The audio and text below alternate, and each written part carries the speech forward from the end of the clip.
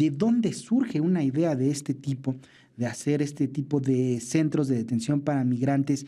¿Por qué ha avanzado tanto esta política antimigrante? Está con nosotros en videollamada Yair Asaf Aguilar Vadillo, académico de la Facultad de Ciencias Políticas y Sociales. Buenas tardes, Yair, ¿cómo estás? Hola, muy buenas tardes, Gustavo. Muchas gracias por el espacio. No, muchas gracias a ti por acompañarnos. Oye, ayúdanos a entender cómo debemos de entender Alcatraz Alligator. ¿Es propaganda? ¿Es un negocio carcelario? ¿O es algo más riesgoso? ¿Ya es la materialización de estos discursos de odio y ya es la ejecución de los discursos de odio? ¿O es un poco de todo?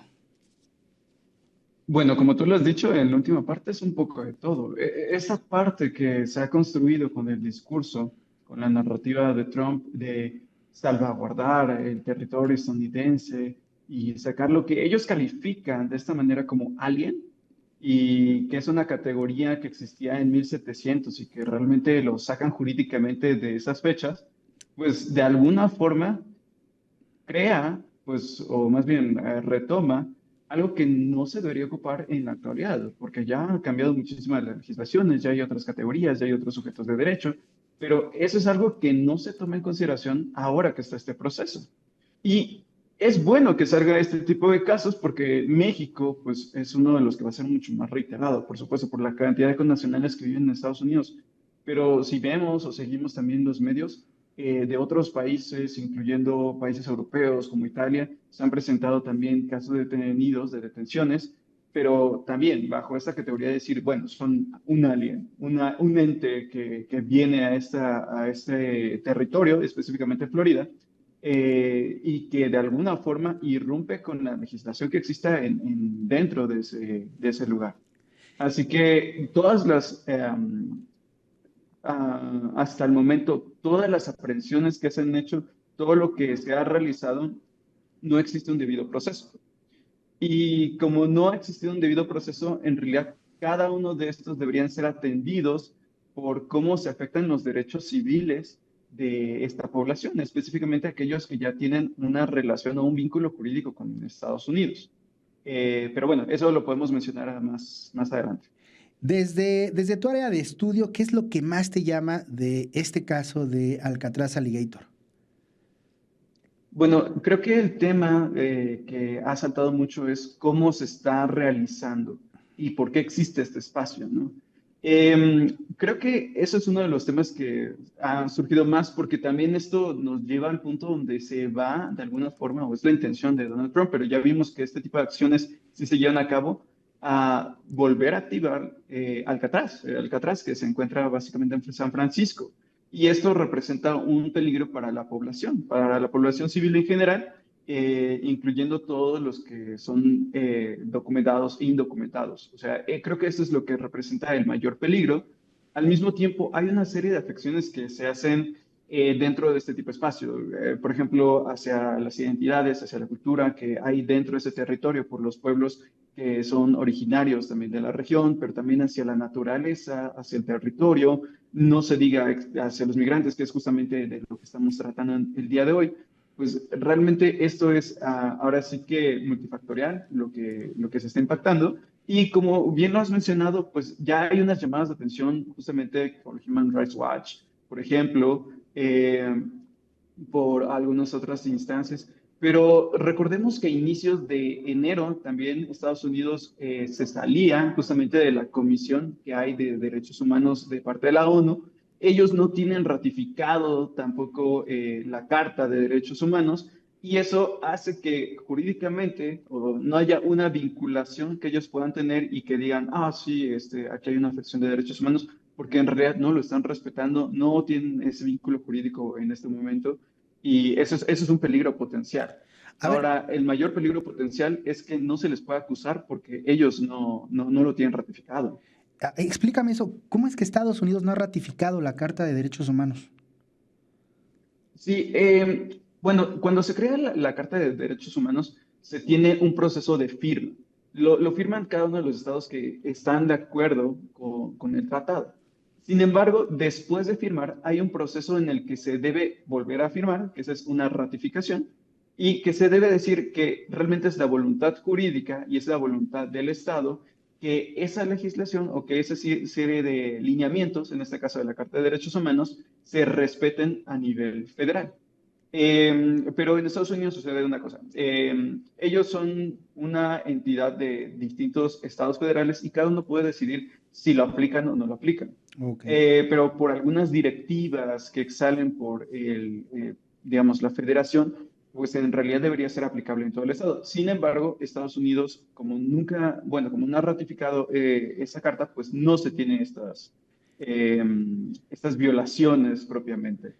Y es que eso llama mucho la atención porque Alcatraz Alligator, si bien ha tenido un alcance mediático pues profundo, no así las reacciones en contra ni judiciales ni de la sociedad, aunque hay una reacción de la sociedad en Florida, algunas organizaciones, pero tampoco la comunidad internacional ha reaccionado de una manera contundente que permita frenar estas violaciones.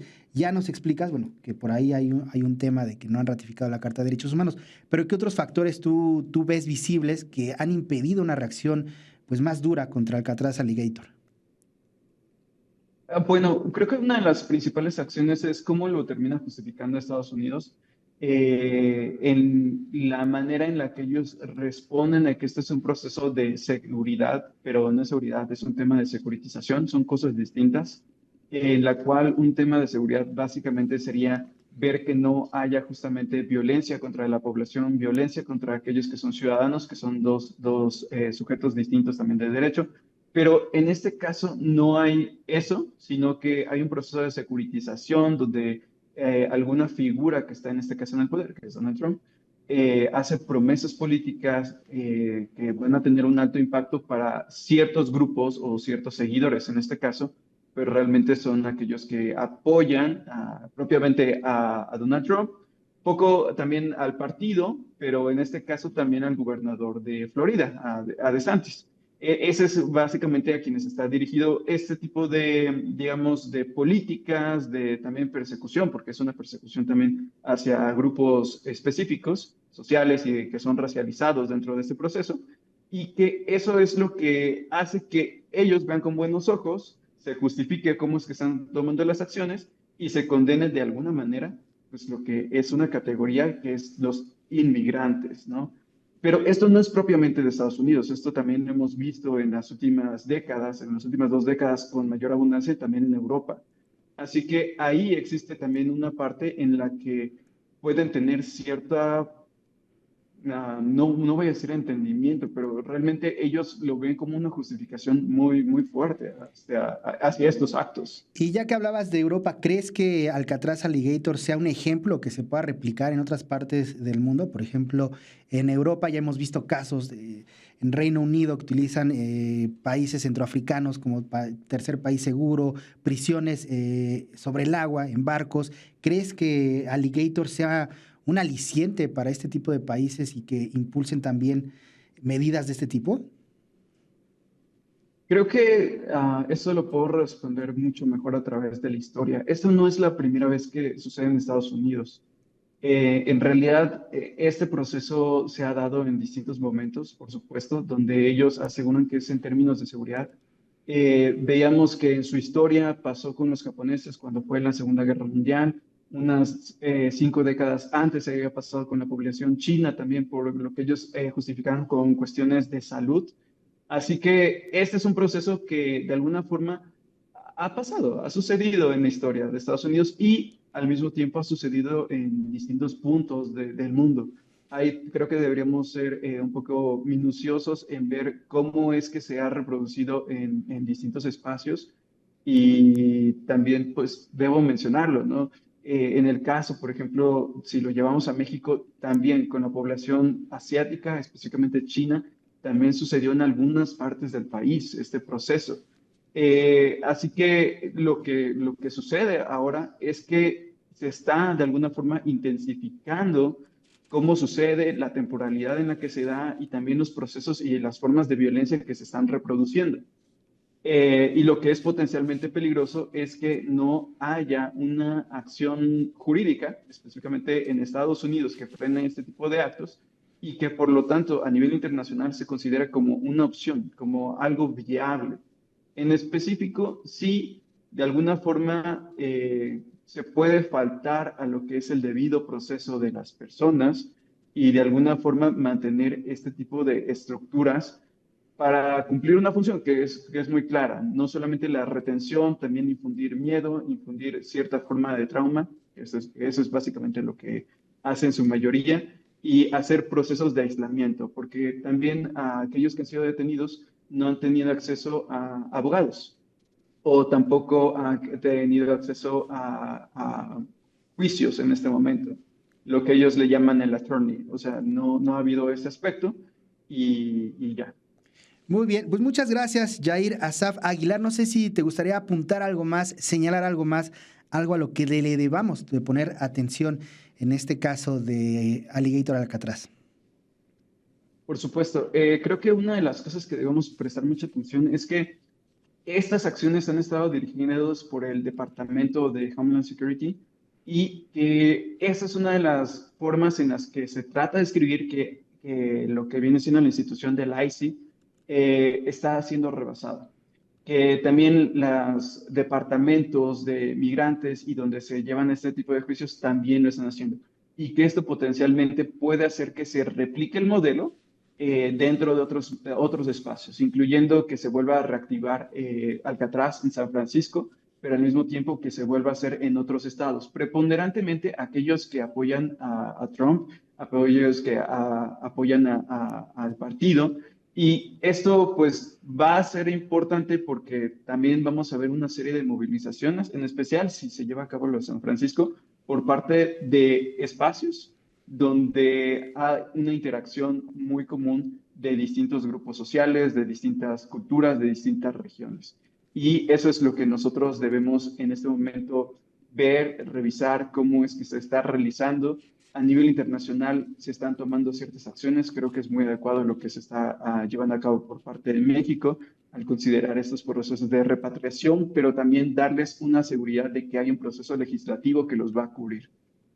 Muy bien, muchísimas gracias, Yair Asaf Aguilar. Y la verdad es que me encanta lo que ha mencionado. La historia de Estados Unidos está llena de este tipo de episodios que si no es contra los migrantes chinos, si no es contra los migrantes mexicanos, es contra los trabajadores, es contra los trabajadores italianos, es contra los trabajadores irlandeses. Lo que pasa es que lograron durante 200 años ponerse esta máscara de la democracia y de la justicia y el país de las libertades, y hoy lo que hizo Donald Trump es venir a quitar esa máscara y a dejarnos ver lo que hay detrás de esa máscara de democracia. Un ser, un ente aborrecible que nada más está buscando el bien monetario, que pasa por encima de los derechos de las minorías, que pasa por encima de los derechos de los afroamericanos, de los indígenas, de los trabajadores, sin importar cuál sea su lugar de origen. Y desde ahí tenemos que observar a Estados Unidos sin esa máscara de libertades, de justicia. SPR Informa. Tus causas son noticia.